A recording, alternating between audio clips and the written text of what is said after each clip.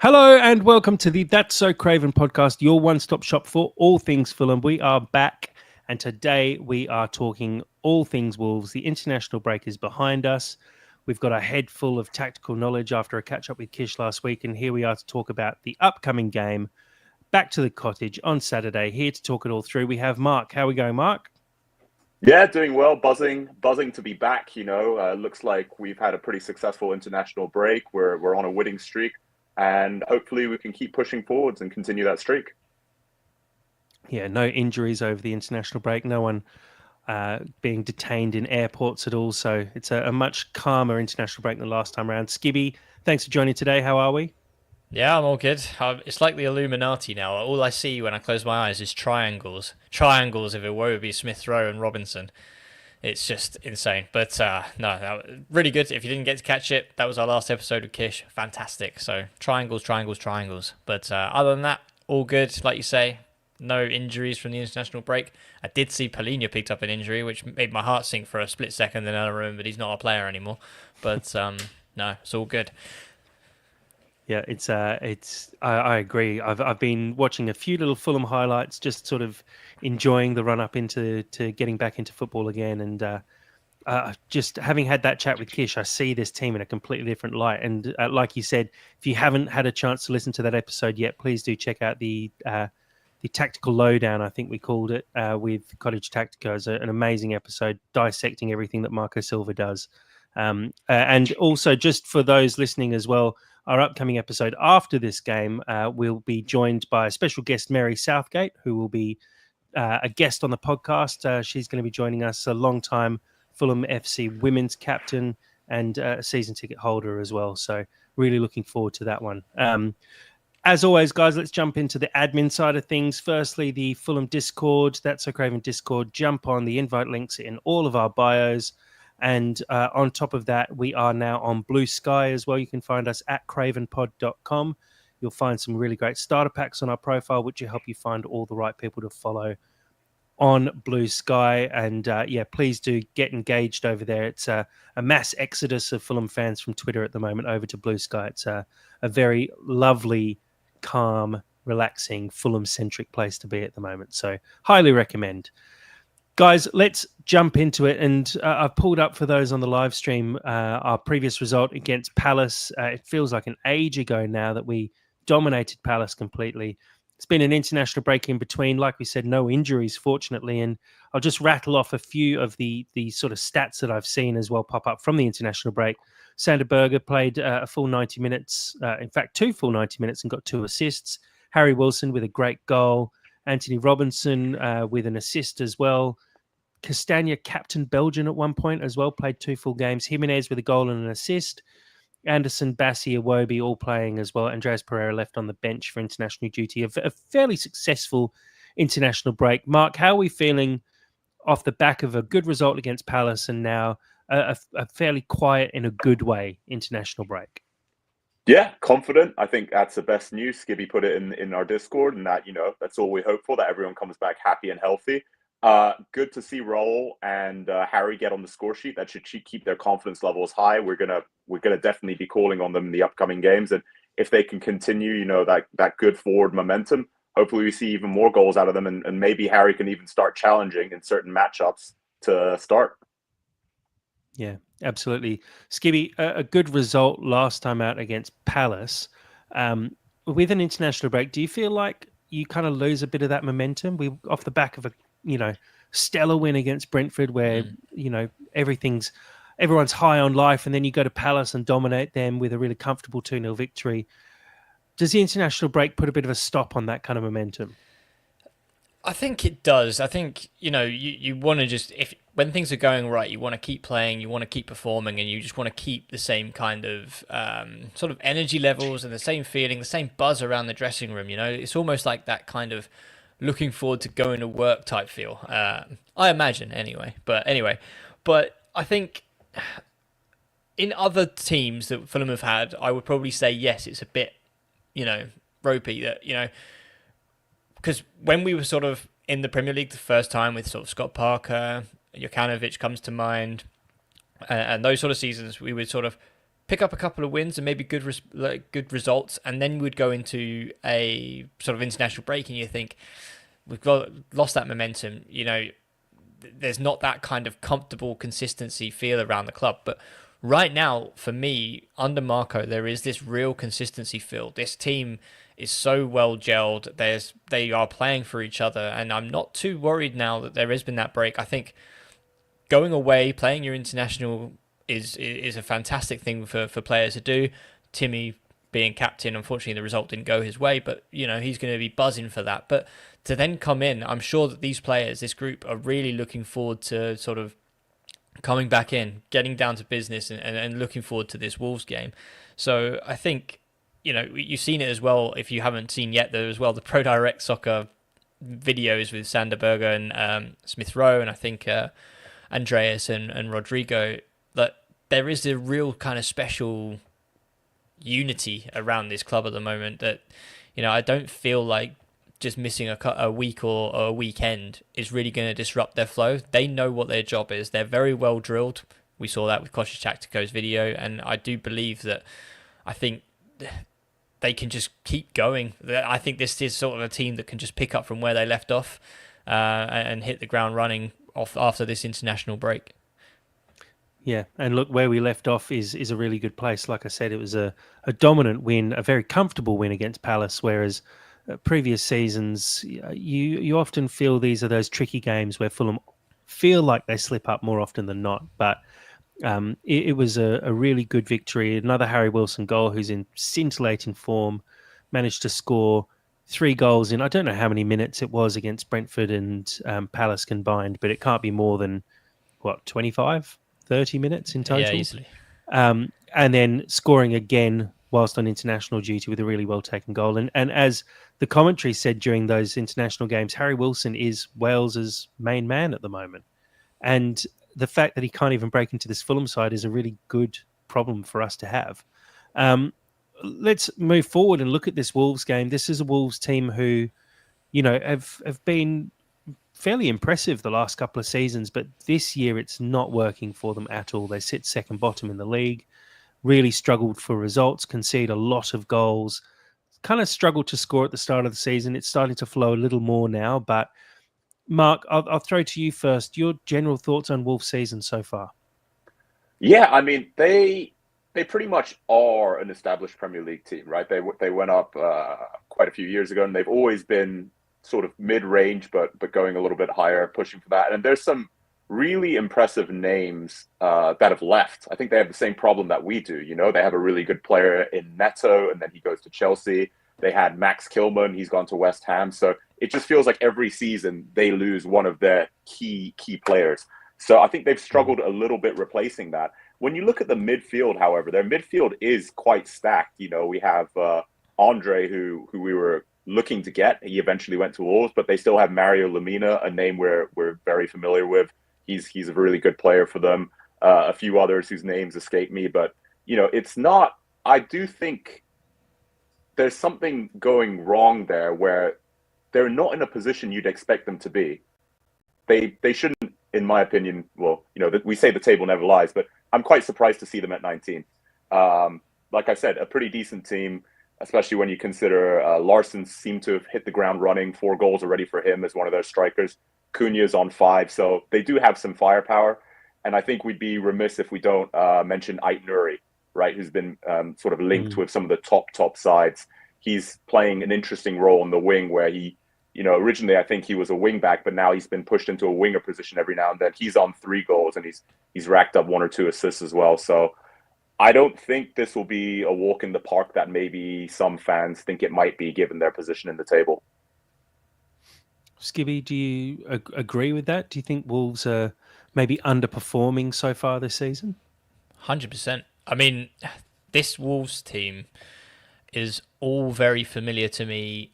As I look at them, I look at the squad, I look at the strengths, I look at, how they've played in certain games. Arrows, for me, point to the manager.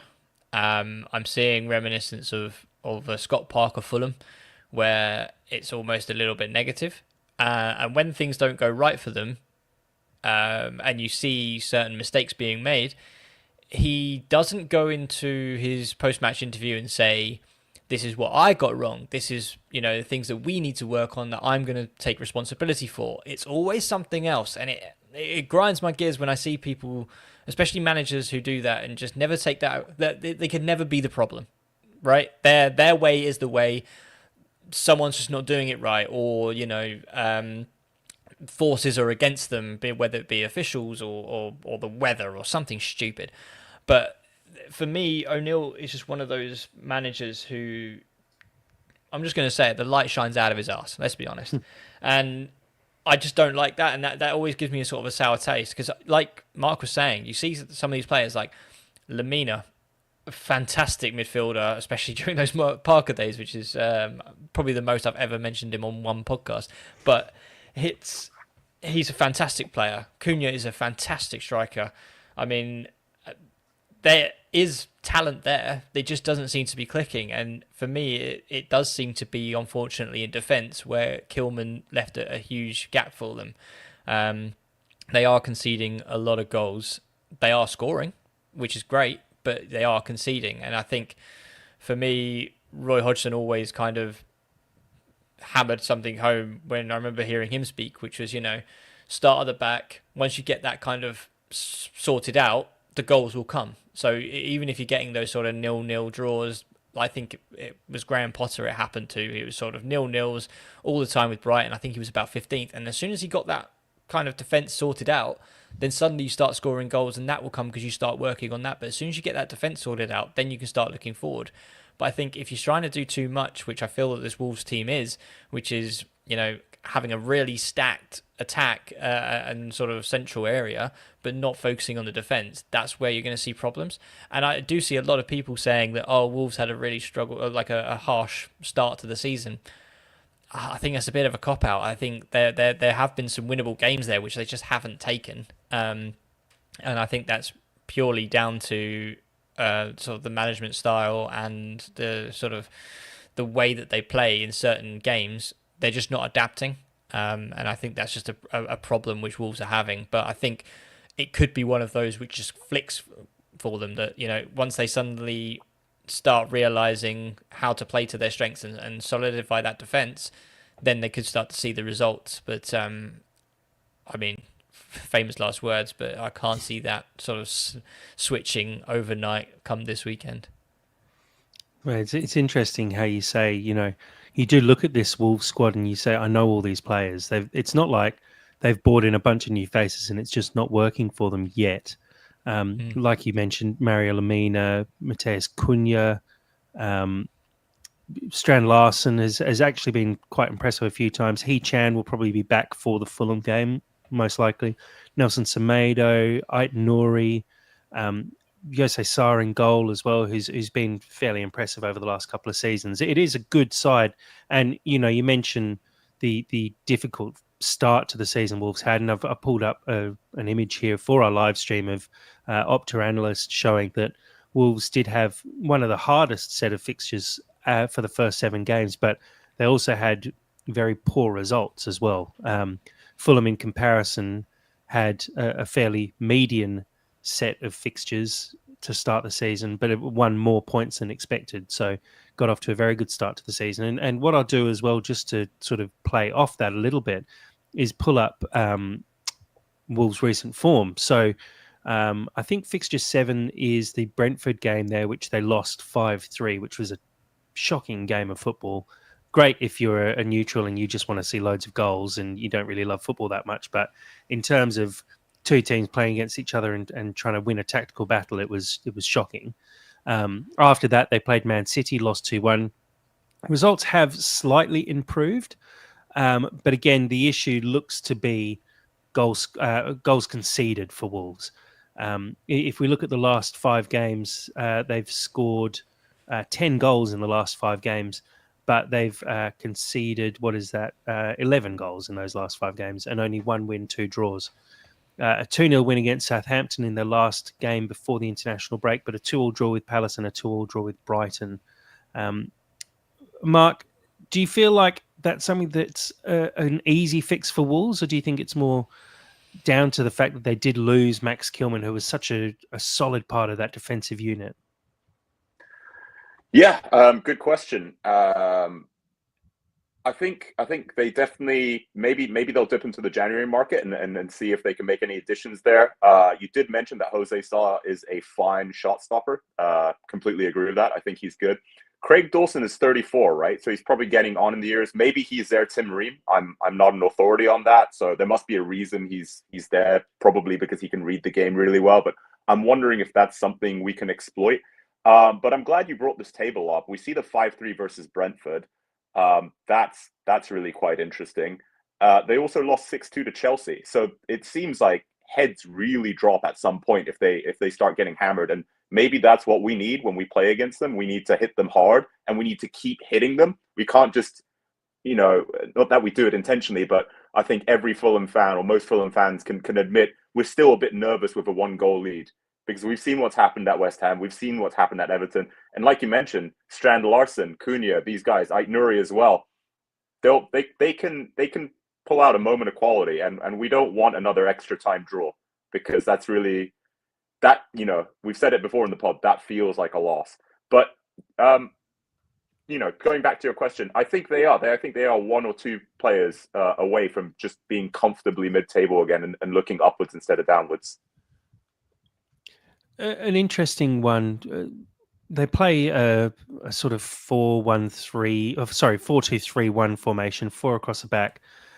In the middle, usually we see Lamina and João Gomez. Andre, who we were chasing hard, Wolves ended up spending a lot of money on as well, seems to have dropped out of the side. And do we think maybe that's potentially the reason why they're also conceding a lot of goals? We know Andre is very good at playing out of the back.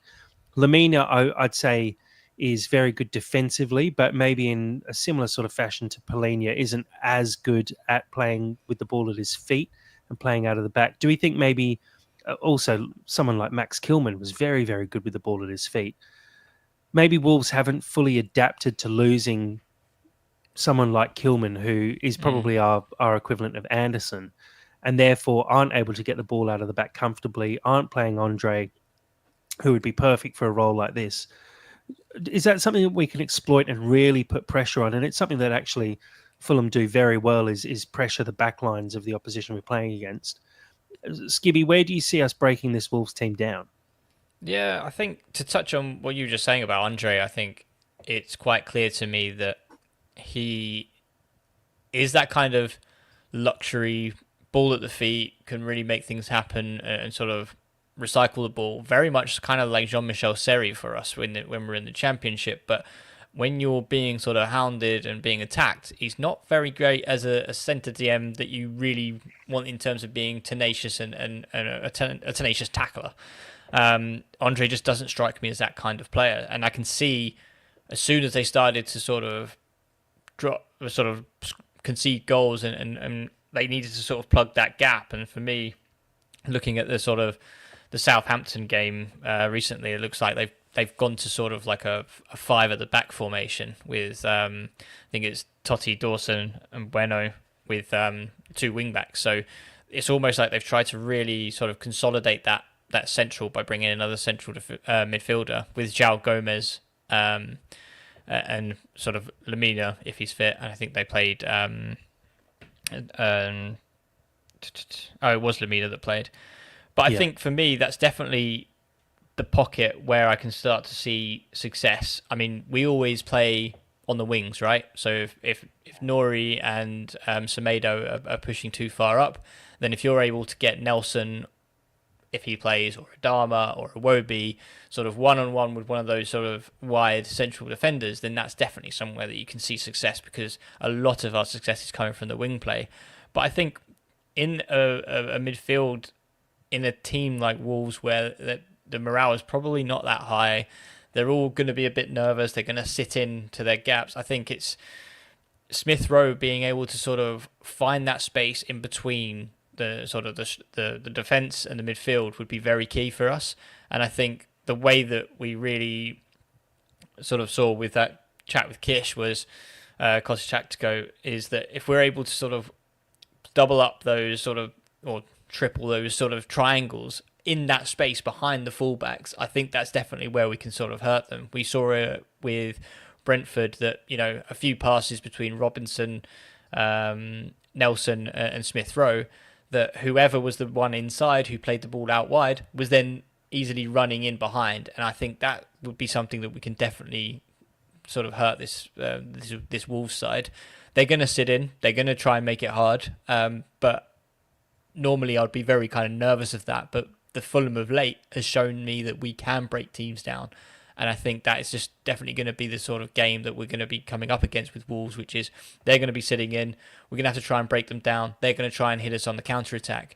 But I think that the way that it's been explained recently of how we can sort of break down this sort of team, I think it's definitely going to come from the wide areas, potentially in that sort of wider number 10 area where Pereira and Smith Rowe will be key in that. Mm. Mark, are you expecting to see a low block again from this Wolves team, knowing that they're so low in the table, struggling to get results? Do we expect that Wolves will sit back, try and absorb pressure and hit us on the break? Because they do have the talent to actually, take us apart on the break. When you look at players like Cunha, the goal he scored against Southampton, they only need that sort of one moment. Or do you think that they'll be maybe backing themselves and trusting their process and hoping that the way they play can actually get them the result? I think I'm glad you mentioned Southampton because 28% possession. That's what Wolves had. So I do think they're going to come. They're playing away from home. They'll probably set up the low block. They'll try and hit us on the counter, which they will be effective at doing. I am sure Marco has anticipated that. I think we have good cover at the back. We've seen Robbo get us out of trouble time and time again. So we have mechanisms in place in case our triangles don't work on the attack, which I think is comforting to know. But yeah, I think we will see effectively a repeat of Brentford, maybe with some variations, but I don't really expect them to come out guns blazing. Having said that, from a Wolves perspective, one of my colleagues is a Wolves fan. Like I said, they are probably sitting in a false position, and Craven Cottage, as much as we love it, is not the Etihad or the Emirates, right? So they're going to come in, and I think it's really important that we get that first goal and we make them know they're in for a game, and we're just going to be hammering at them over and over again because if we have a repeat of Brentford where they sort of nick a lucky goal, well shot, but the point is that they've gone into a 1-0 lead. I can really see them going to a really, really low block and just sitting back and holding on for 70 minutes and perhaps going again if they get another opportunity to break away. So hopefully we can break that. And the interesting thing about that Southampton game as well, Wolves scored, I think, after 5 minutes in that game.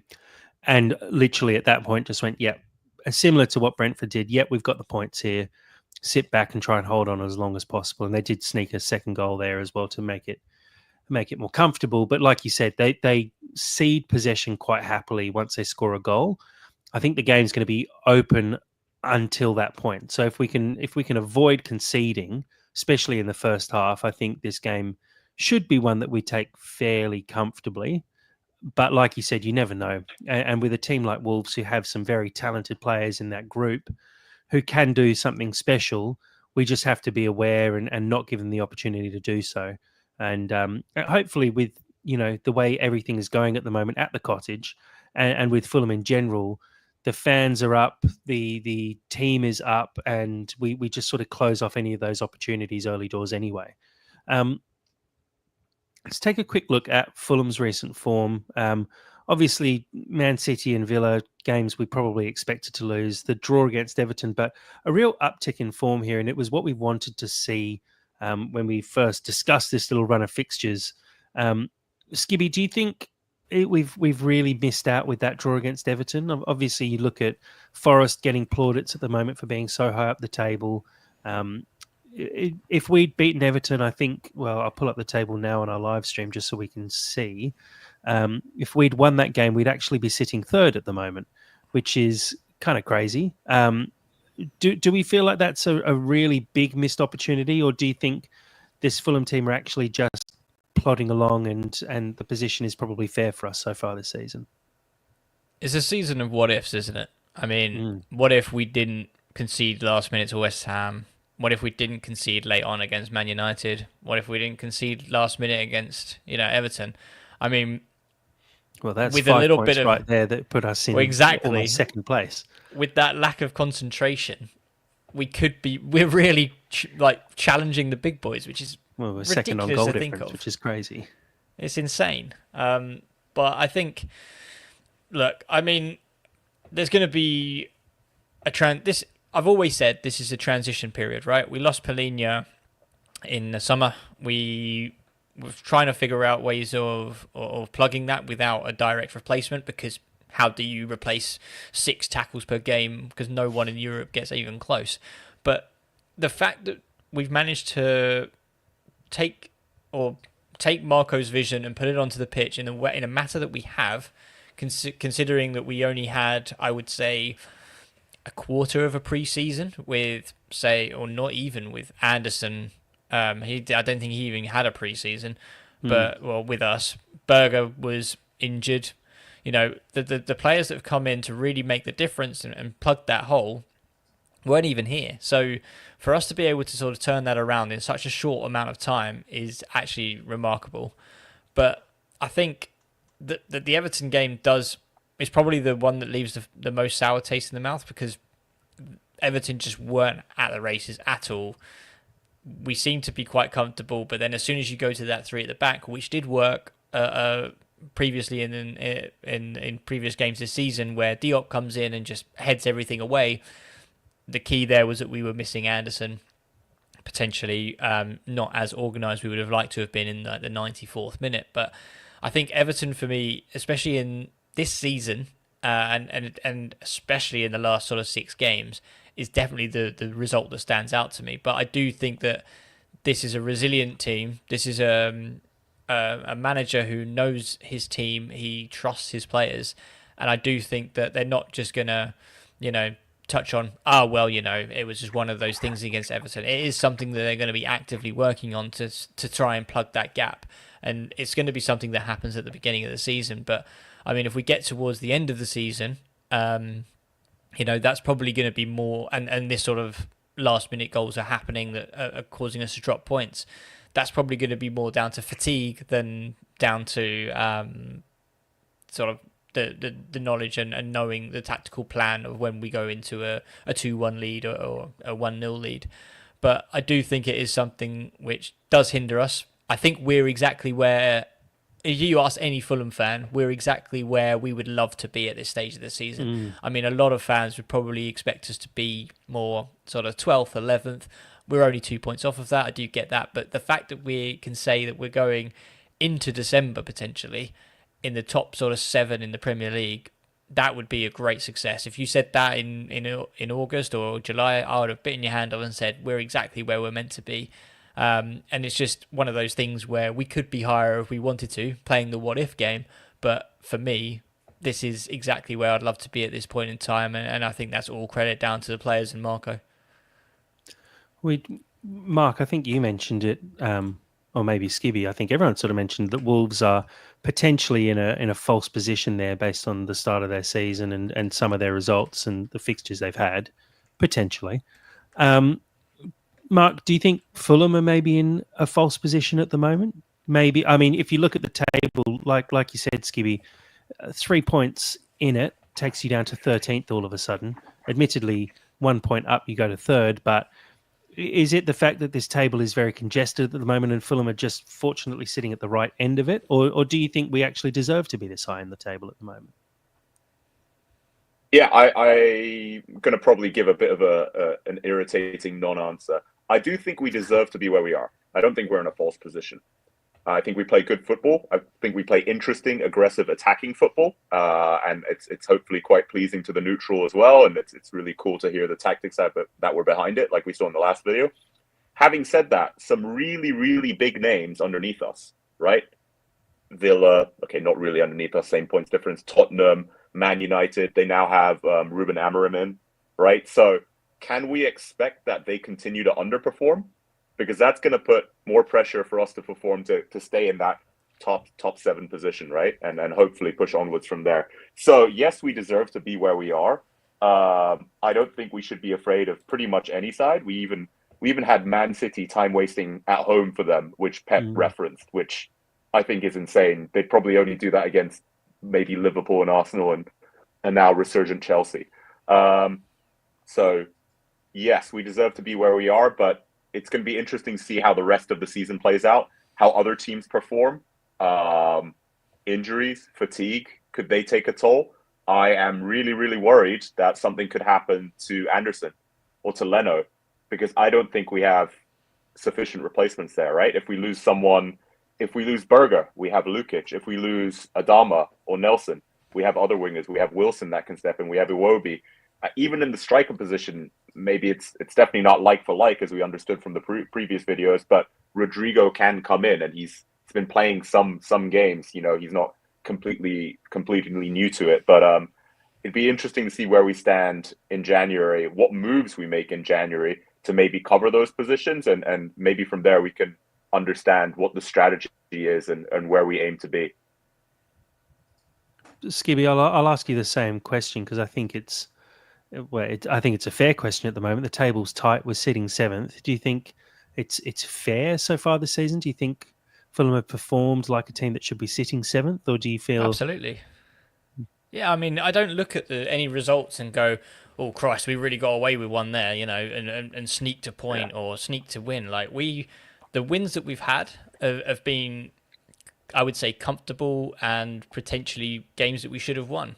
The draws are probably games where we could have done better. I don't think of, you know, I mean, Brentford would have been probably an example of, you know, oh, we got away with a win there because the fact that we went into the 94th minute or something 1-0 down, to get a win there was fantastic. So that's probably the only one where I'd be like, okay, we got 3 points completely out of nowhere, but not to say that we didn't play and deserve the win. I think we absolutely battered them and you know, it just didn't really come off when we weren't getting enough shots away. Probably more credit to Brentford than anything in terms of their defending. But I think if we were, like, for me, Forest are overachieving and probably somewhere where they don't deserve to be. I think they have just been sneaking these wins and just being like, oh Christ, like, you know, get the ball up to Chris Wood, he'll knock it in, and somehow they've walked away with a 1-0 win. Whereas, you know, I feel like we're in a position where we really took the game to Man City. We're unlucky not to come away with more. We really took the game to Man United at Old Trafford. Unfortunate, you know, first game of the season with a new bunch of a new sort of crop of players who were missing and could have really helped out. If we had Anderson, Berger in that game, then potentially we've got a different result. But, you know, we played Palace, Ipswich, Everton, Brentford, looking up the table and just thinking there are the games where, you know, we did what we needed to do, and that's what got us to where we are in the table. And if anything, we deserve to be where we are, but we could be higher. That's the thing. I'm not looking down. I'm not saying that we should be sort of battling relegation or maybe sort of now 15th, 14th where West Ham are. We are exactly where we should be, if not higher. And I think the only way is up from here, to be honest. I think there's not many teams I look at in that table, especially after the Man City and where Forest are, because I mean we beat Forest 1-0 at their place, and I don't even remember really being that concerned about that game. That was quite a comfortable game, to be honest. So I don't fear the sort of Chelsea's, Arsenal's this season. Even Liverpool have shown they've lost a game this season, and that was to Forest. So why should we fear anyone? We, with the right game plan, with the right manager, and with the right mindset from the players, we should be able to beat anyone. And that's just the confidence that has been given to me by how we've started this season. And I don't think it's really that delusional to think that. Yeah, and look, it's down to having a very strong squad as well this season. I think we made some good moves in the transfer market, solidified, you know, just added some depth in positions where we were really struggling, and replaced some important players as well. So I agree. I think we are fairly placed at the moment. It is very tight, and so this could all flip on its head very quickly in the next couple of games if things don't go our way. But at the same time, you know, beat Wolves and come up against Tottenham. You never know what Tottenham side you're going to get on the day. could easily pick up a couple of wins there and some slip-ups above us, and all of a sudden Fulham are sitting in third or fourth going into December, which is, it's a busy time, and crazy things happen in December. I think looking at, it wasn't last season, but the season before, where we had an amazing run through to what was the World Cup break back then. December actually seems to work quite well for us, and I think we've got a couple of tough fixtures, but some opportunities there as well. Let's talk about the lineup for this game, and I reached out to get some questions for the podcast, and they all sort of revolved around similar questions. I'm sure you guys can both imagine what that question is. Without diving headfirst into it and just asking the obvious, do we think, firstly, that there will be any changes to the 11 going into this game against Wolves? Go on, Mark. I think we know what kind of manager we have, and not that he has his favorites, but I think he likes a settled team. And that kind of makes sense, right? This is probably how they practice day in and day out with their triangles, with their tactics, with hopefully their set pieces as well, because it'd be great to see one go in. But he will, I'm going to go with unchanged. I'd like to see a little bit more out of Nelson. Having said that, I love Nelson. I love his trickery. I think he should start.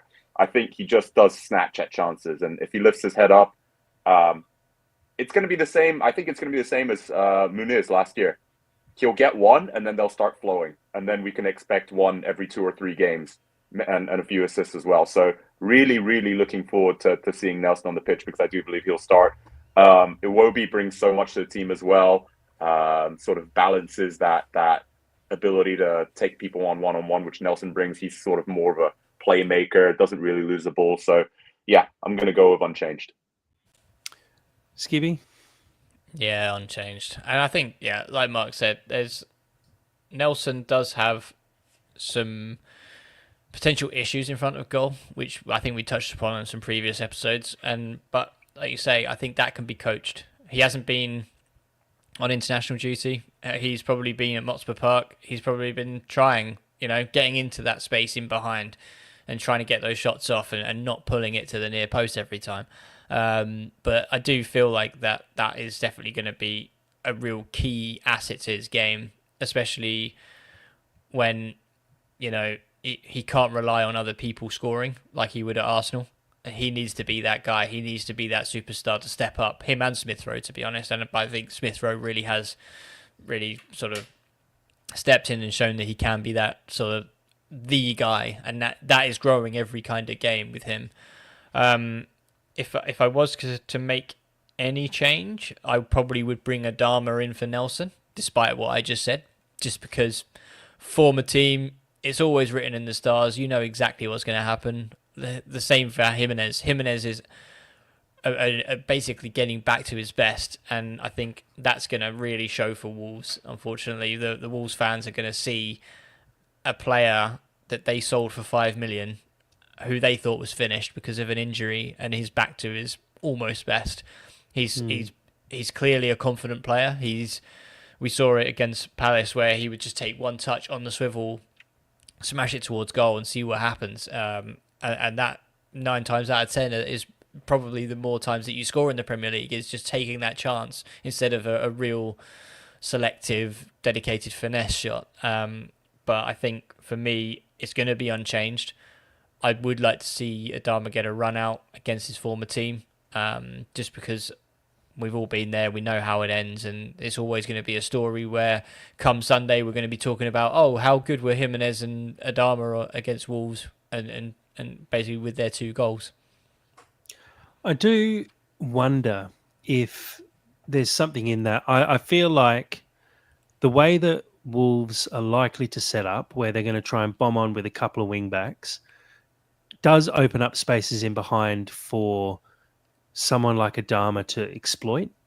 And I like the idea of Adama and Reece Nelson both starting together, but at the same time, I understand how important Iwobi is to the way we play, so I can't see Iwobi being dropped because he has been superb this season. But I do feel like there is an opportunity for someone like Adama to, at least at the start of the game, try and exploit those areas. And then if Wolves do go into that low block, then you bring on Reece Nelson, who's probably a little bit trickier and more likely to work well in those triangles than Adama, and try and break down that low block. So there's maybe a change there. I also wonder if Raul Jimenez, he played last night. He's not getting back into the UK probably until he might be landing today, so Wednesday. Maybe a push with 290 minutes under his belt in the international period. I wonder if he potentially gets rested and comes on later in the game. But again, having scored, it just depends on if there's any niggles or if there's any tiredness in his legs. I don't think we'll see a huge number of changes realistically. The other change as well to consider, Sasa Lukic is most likely back from injury now and available. Haven't heard from Marco yet. I think the presser will probably be tomorrow. We will get a better understanding of if Lukic will be in the squad. But do either of you see any likelihood of Lukic coming straight into the side, or do we all agree that it's going to be a slow push and integration back into the team? Slow push. I think. Go ahead. He can't do that role that Pereira does, I think. And I think no matter what anyone tells me, to put Pereira or Berger in that kind of level with Emil Smith-Rowe when we have possession, I think is just going to be counterproductive. I don't think he picks the passes. They're not as adventurous as we see with Pereira, so I just don't see the fit unless we're playing a very good side where we need that kind of double pivot, which we saw against Man City. But it's going to be a slow burn. It's going to be reintroduce him into the team. Unfortunately, that now means that Harrison Reed and Tom Kearney's roles are dropping even further, just because now Sasa Lukic started so well. I can only see him being kind of the legs when we need Berger to be rested. I think for me, it tends to be almost like Iwobi stays on the pitch for as long as possible. So if Pereira comes off, then Adama comes on, then Iwobi then drops centrally. I just can't see Lukic or Berger being that kind of number 8. I'm happy to be proven wrong, and I'm happy for people to tell me how wrong I am, but I just can't see it happening, unfortunately. Yeah, no, I agree with that. A final question, and it's the one that we all know is coming. I'll throw to you first, Mark. How does Harry Wilson get into this side? What does he have to do to actually break into this starting 11? Wow, yeah. I mean, he's doing everything he can, right? Speak Portuguese. Yeah. Maybe if he dyed, he's tried that already, hasn't he? He's dyed his hair like platinum blonde, and he brought the Kenergy last season with the hot pink shirts, so that was interesting to see. Kenergy. He's doing what he can, and I think I'm sure he doesn't want this himself as a player, but I'm worried maybe he'll start getting pigeonholed as the super sub, right? And he'll only get his 10, 15 minutes at the end of the game, and then I can imagine for him that'll be quite frustrating. He's going to want his 90 minutes. He's going to say, what else do I have to do? I've literally won games, with the help of my teammates, but I've banged in the goals and I'm on a hot streak. It's hard to answer that question. Just keep doing what he's doing, I suppose, and he has to hope for not only the fact that he's performing well and scoring, but there's drop off from either one of the wings, and then that gives Marco a real difficult decision whether he, because we know he can be quite stubborn. Is he going to stick with the same formula, or is he going to listen to the guy that said, "I've scored 5 in the last 7 games. I'd really like an opportunity to start, please." Skibby, anything more that he could be doing? It's a tough one, isn't it? It's because as a motivator, you're telling him, train hard, use your time on the pitch wisely when you come on, and that's all you can do. And, he's really got to be asking the question now for Marco and saying, well, I'm training hard. I've changed games when I come on.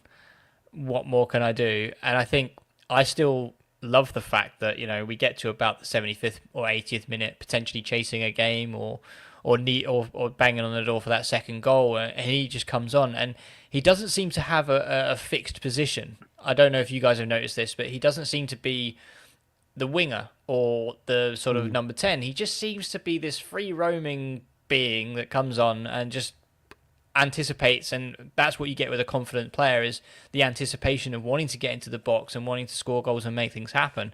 And I don't think you can start a game without that kind of structure in a sort of in a player. I think he's great to bring on when we've kind of measured up and sized our opponent up and said, right, we know where the gaps are, and then Marco's in his ear, or the coaching staff's in Harry's ear and saying, right, we're going to bring you on the right hand side.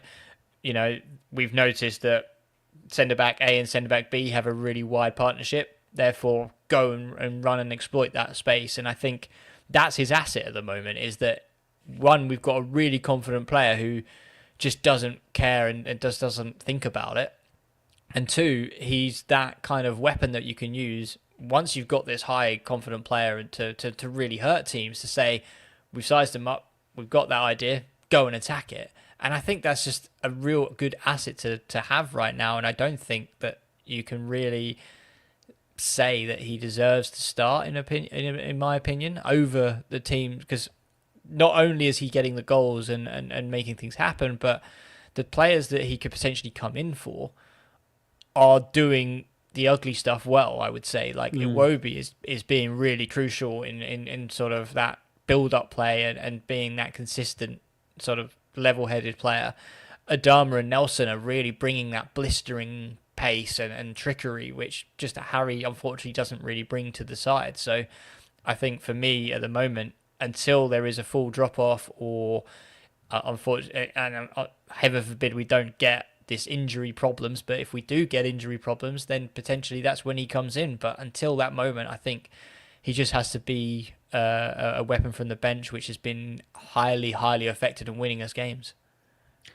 It's a really interesting point you make as well. And like you say, he doesn't have a set role in the side except to sort of come on and change a game. And maybe, I know he doesn't want to be pigeonholed as a super sub, but maybe the fact that Marco is a very good tactical manager, understands the game very well, and can have 45, at least a full first half and the start of a second half, to see where the gaps are, to see how he can break down a Wolves side, gets Harry off the sideline, take off your bib, here's how you're going to win the game for us. Jump in. Is it playing out on the wing? Is it playing in the 10? Is it playing in the 8? Is it playing as like a secondary striker? Wilson can actually slip into pretty much all of those positions at the moment, and I think we'd be happy to see him slide into all those positions. But it does, in a way, work against him because he doesn't have that starting spot that he's able to sort of lock down off the back of that. So, I mean, clubs do need that super sub. I think someone mentioned it on Blue Sky that Wilson feels a little bit like Nevland coming off the bench back in the day when you need someone to score that goal, and he's just got that ability to sniff out a half chance and get into the right spaces and the right channels. And it's great having a player in that kind of form. Like you've both sort of touched on, you just hope that he is the kind of guy who's happy to wait for his chance and happy to play his role and be kind of a team player. I know there's a lot of ego in football because you want to be the best and you want to be starting games and scoring goals and doing everything. But you do have to sit back at times and be a team player, as we sort of see for guys like Tom Kearney and Harrison Reed, who are great club men and, maybe don't get the chance to shine on the pitch as often as they used to. But at the moment, we've got this thing on the bench in Harry Wilson that we can throw on and is winning us games. And it's a key asset to have because we can go to him when we're in need of goals and he's scoring them at the moment. So firstly, long may that continue. But secondly, I'd be very interested to see as the season goes on, if Wilson keeps performing like this off the bench, does he actually get a starting spot? And it's maybe one for Marco to be asked in a press conference. Is Harry your secret weapon purely off the bench? Or is he genuinely pushing for a starting spot? Because at the moment, if you look at the pecking order, it does feel like Wilson is a little way down that pecking order, where Adama, Iwobi, and Reece Nelson are the sort of three fighting for two spots at the moment. And despite Wilson's incredible form, he's still seems to be struggling to actually break into that conversation. So it's going to be interesting over the next couple of weeks, especially if Wilson keeps up this kind of form and gets himself into those positions, even if he's not scoring the goals. He's surely going to be pushing for that starting role. I just don't know where that line is that will be crossed at some point that gets him into the starting lineup. Yeah, just to add to that, I think you guys made some excellent points. And if he wants to start, I think he needs to, in Marco's eyes, not just score goals, but he needs to do what the other people are doing, but better, right? If he's trickier than Nelson, if he's faster than Adama, I'm not saying that's possible, but he needs to fit to the way Marco wants to play. And maybe Marco just does want to use him as a sub, but we and rightfully we've been giving Wilson plaudits, and he's also a long range threat, which is excellent because I'd love to see a screamer from outside the box. That's something that gives the opposition defense more things to worry about. But he has gone missing right before he had this hot streak. We've seen him sort of being muscled off the ball or like complaining about not getting a foul, or perhaps he's almost certainly not as defensively sound as Iwobi in terms of tracking back and winning back that ball. So it's tricky, but he needs to prove that has more utility and is better at helping Fulham win as a starter than as a sub to start. Yeah, I fully agree with that.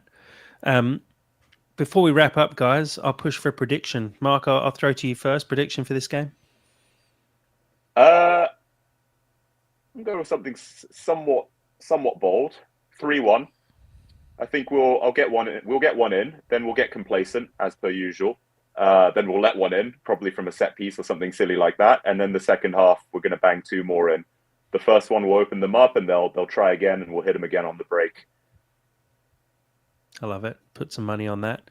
Skibby, prediction? I think a 2-0 Fulham win. I think they leak too many goals, but we haven't really hit that kind of ruthless streak just yet. So I think similar to sort of Palace game, I think the 2 goals. Jimenez is definitely going to score. So that's your banker. But whether he can last sort of 90 minutes is going to be a different question. But yeah, definitely 2-0. I think we'll be comfortable-ish. I'm going slightly out there like Mark. I'm going 4-2.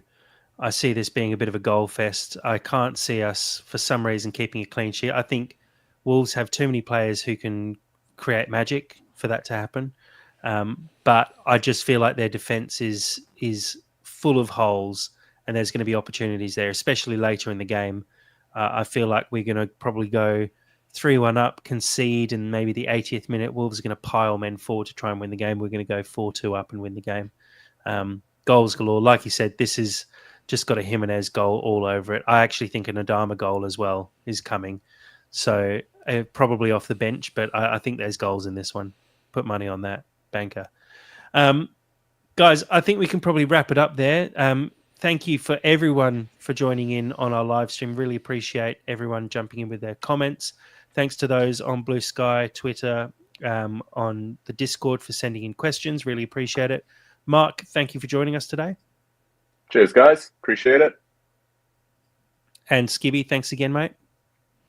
No, all good. I just quickly checked the weather, and it's going to be warmer on Saturday, so that's good. I don't know whether you know this, Jack, but we've had a bit of snow and a bit of frost recently, so I'm looking forward to a bit of a warmer walk on the Thames rather than absolute blistering cold.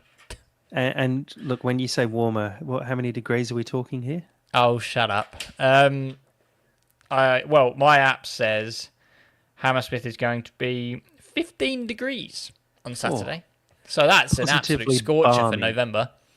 I was going to say, I'll actually, during the day, be playing cricket. It's going to be 32 degrees, I believe. So I'll be coming back off the back of a couple of beers to sit back on my sofa and hopefully watch a Fulham win. Really looking forward to this game on the weekend. A big one in terms of, I think it could be a bit of a turning point for our season. We win this game, that makes it 3 on the trot. Going into Tottenham, could easily be a win there. Could make it, 4 wins on the trot, pushing into the top half of the table and actually pushing right up to the very top and being in 3rd place. I think that would put us. So, look, like always, really appreciate everyone for joining in on the stream. Appreciate everyone in our Discord as well. All the conversation there is great. Everyone who's followed us on Blue Sky, please do make sure you share our profile with new people on Blue Sky. Really appreciate the following we've built there. And as always, come on, you Whites.